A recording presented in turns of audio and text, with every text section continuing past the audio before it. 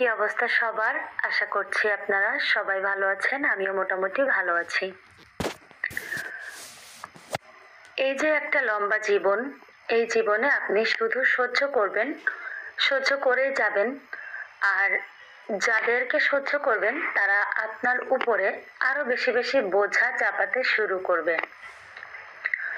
এরপর যখন সহ্য করতে না পেরে একটা অথবা দুইটা অ্যান্সার করবেন, ঠিক তখনই এমন একটা ব্যাপার তৈরি হবে যে যা করার সবকিছু আপনি করেছেন, আপনার জন্যই সবকিছু এলোমেলো হয়েছে, এমনকি আপনি সবকিছুর জন্য দায়ী।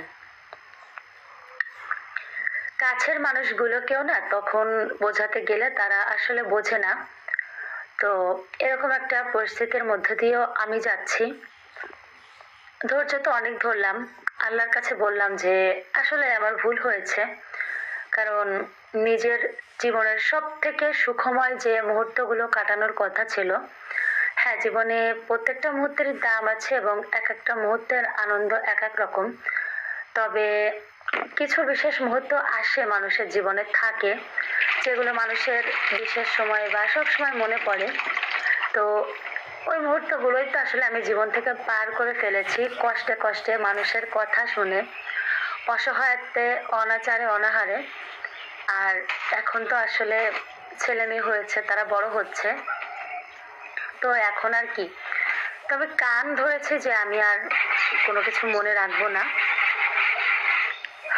যাই হোক, প্রত্যেক দিনের মতোই আজকেও আমি ঘুম থেকে উঠে গেলাম প্রায় 6টা 6:30টার মধ্যে।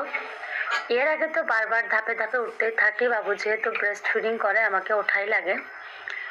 তো কিছু আঙ্গুর ছিল, ভাবলাম এগুলোকে একটু ফরমালিন মুক্ত করি, এই জন্য একটু লবণ পানির মধ্যে ভিজিয়ে রাখলাম, সেই সাথে একটা বিটরুটকেও ভিজিয়ে রাখলাম। আজকে ভেবেছি বাবুদের জন্য বিটরুট দিয়ে একটু পরোটা করব। অনেক মাথা কাটানোর পরে মাথার মধ্যে এটাই আসলো, আর তেমন কিছু আসলো না, তো এটাই করব।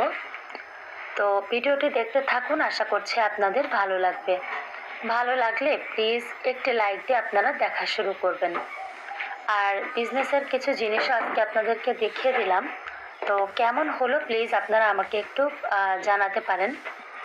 আজকে কতদিন আমি ভয়েস ওভার করতে গেলে আমার খুব খারাপ লাগে, মানে গলার মধ্যে কেমন একটা শুকিয়ে যায়। আর ইদানিং এটা বেশি হচ্ছে, ঠোঁট শুকিয়ে যাচ্ছে, গলার মধ্যে শুকাচ্ছে। তো সব কিছু মিলিয়ে ভয়েস ওভার করার সময় যেন যত যত সমস্যা এসে হাজির হয় আমার মাথার উপরে। আর এত আমি বেশি ব্যস্ত যে ঠিক মতো ভিডিও এডিট করে আপলোড করব, ভয়েস ওভার করব, এই যে একটা মানে সময়, এই সময়টাই নিজেকে আমি দিতে পারছি না। অথচ ইউটিউবটাই কিন্তু আমার ফার্স্ট প্রায়োরিটি, আমার সব থেকে ভালো লাগার জায়গা, ভালো লাগার কাজ। আর এই কাজটাকেই আমি করতে পারছি না। তো প্রত্যেক দিনের মতো সকাল সকাল উঠে কিন্তু শুরু হয়ে যায় আমার দৌড়, আমার স্ট্রাগল। আজকে আরো একবার আপনাদের সাথে আমি বলতে চাই আমার জীবনের কথা। 2 মাসের মারিয়ামকে নিয়ে কিন্তু আমি একাই বাসায় চলে এসেছিলাম। আমার কারো থেকেই, আমার নিজের বলেন আর শ্বশুর বাড়িরই বলেন, অবশ্যই তারাও আমার নিজের, তো কারোর থেকে না আমি কখনোই সেইভাবে কোনো সাহায্য পাইনি, পাইনি বললেই চলে। তো বাড়িতে কি বলবো, বাবুকে নিয়ে চলে এসেছিলাম, তারপর তো মেহেদিন হলো। আর এখন আমার হাজবেন্ডও অনেক বেশি ব্যস্ত, আমিও বেশ কিছু ম্যাচুরড হয়েছি এখন। তবে এখন আমার যে বয়স, এখনো কিন্তু আমার কলেজে অথবা ভার্সিটিতে থাকার কথা ছিল, আর এই বয়সে দেখেন আমি বিয়ে করে 2টা বাচ্চাও পালছি। তো যাই হোক, জীবনে আমি বাড়তি সময় খুবই কম কাটাতে পেরেছি, কারণ অল্প বয়সে বিয়ে হয়েছে, তো খুব অল্প বয়সে না রেস্ট্রিকশনের মধ্যে চলে এসেছিলাম। তবে বিয়েটা আমি নিজেই করেছিলাম, আর নিজের পায়ে আসলে নিজেই কুড়ুল মেরেছি, যদিও কথাটা বলা ঠিক নয়, কারণ আমার হাজবেন্ডের সাথে আলহামদুলিল্লাহ আমি অনেক বেশি খুশি। তো এই তো প্রত্যেকটা দিন আমি সকাল 5টায় উঠি, 5টা 5:30 6টা উঠি, উঠে রান্না বান্না কাজ কর্ম, সকালবেলায় তো এই যে এগুলো কাজ কাম করি, বাবুদের টিফিন রেডি করা, আমার নিজের কিছু খাওয়া, বাবুকে ঘুম থেকে উঠিয়ে কিছু খাওয়ানো, এর মধ্যে মেহেরিন ওঠে, ওকে রেডি করা, বাবুকে রেডি করা, সব কিছু একবারে ওদের খাবার টাবার রেডি করে, পড়াটা তো রাতে কমপ্লিট করাতে হয়। দ্রুত হচ্ছে স্কুলের উদ্দেশ্যে রওনা করা, স্কুলে নিয়ে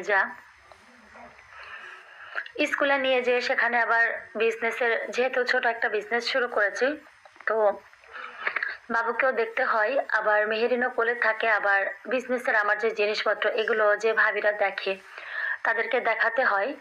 মোস্ট ইম্পর্ট্যান্ট ওই যে ব্যাগটা, এটা এত বেশি ওজন থাকে, তো এটাকে নিয়ে আমার বাবুর ব্যাগটা এক ঘাড়ে নিয়ে, বাবুকে আর এক হাতে নিয়ে, আর এক হাতে ব্যাগ নিয়ে আমাকে হেঁটে হেঁটে কিন্তু স্কুল পর্যন্ত যেতে হচ্ছে।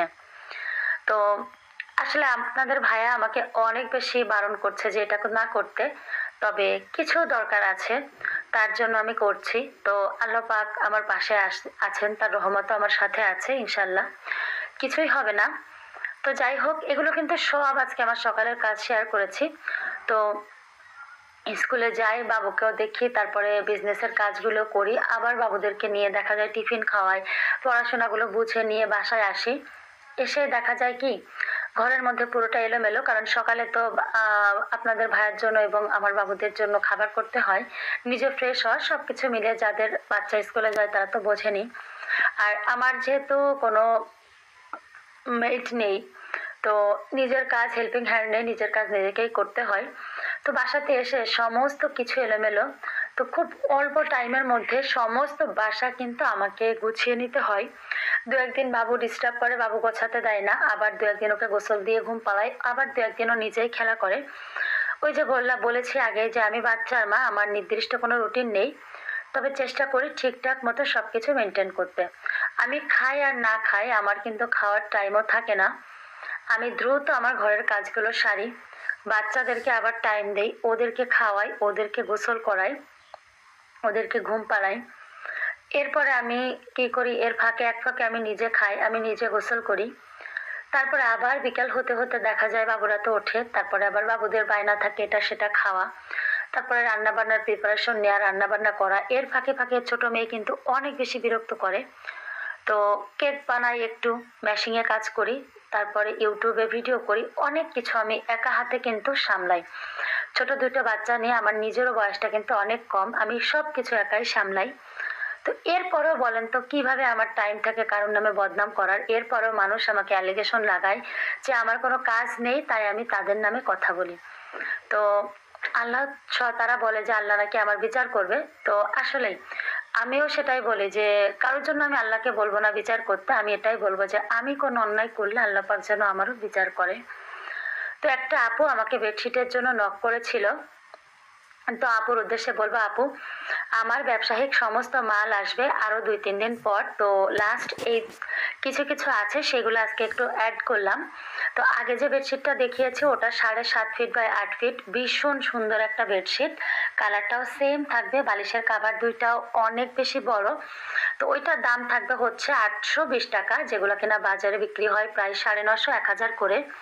ওই যে বাটিকের বেডশিটটা দেখতে পাচ্ছেন, মাশাআল্লাহ ওই বেডশিটটা অনেক বেশি সুন্দর, আর গরমে ব্যবহার করার উপযোগী প্রত্যেকটা বেডশিট, তার মধ্যে ওই বাটিকেরটাও সুন্দর, ওইটা মাত্র 520 টাকা। আর এই যে বোরখাটা দেখতে পাচ্ছেন, এই বোরখাটা এত বেশি সুন্দর, বোরখার কাপড় মোটামুটি সবাই ভালো দেয়, তবে গরম উপযোগী হবে কিনা এটা বোঝার বিষয় আছে। এটা অনেক সুন্দর এবং পাথরের কাজ করা, সিম্পলের মধ্যে গর্জিয়াস। এই যে দেখেন দুইটা 3 পিস আছে, এগুলাও সেল হয় নাই, তো লাস্ট এগুলা রয়ে গেছে। এই 3 পিসটা অনেক বেশি সুন্দর, এটা হচ্ছে মেরুন কালারের উপর বাটিকের একটা 3 পিস। এটা লং হবে ফ্রি, মানে একদম 48, বডি হবে 70, আর ওই যে ওড়নাটার চারপাশে ডিজাইনটা দেয়া, সালোয়ারের কাপড় থাকবে 2 গজ, মানে একটু ছোট। তো এগুলো আমি সেল করেছি 620 টাকা করে। তো এটাও সেম সব কিছু, ওই যে বললাম 2 গজ সালোয়ার, 2.5 হাত ওড়না, মানে বড় নামাজি ওড়না। এটা অবশ্য আমি খুলে দেখাবো যে আমার বডি 70, লং 48। তো এটাও অনেক বেশি সুন্দর, এটা খোলার পরে আসলে বোঝা যায় কতটা সুন্দর। তো আমি 2 দিন পরে আমার ব্যবসার সব জিনিসপত্রগুলো আনবো, তখন আপনাদের সাথে খুব ভালো মতো শেয়ার করব। এখন এই যে অল্প একটু শেয়ার করে দিচ্ছি। তো দেখতে পাচ্ছেন এটাও কত বড়। এটার প্রাইসও থাকবে 620 টাকা। যখন যে আপুটা নিবে অবশ্যই আমি কম বেশি করে রাখবো তাদের জন্য। এটা হচ্ছে জমজমের এ গ্রেডের একটা 3 পিস।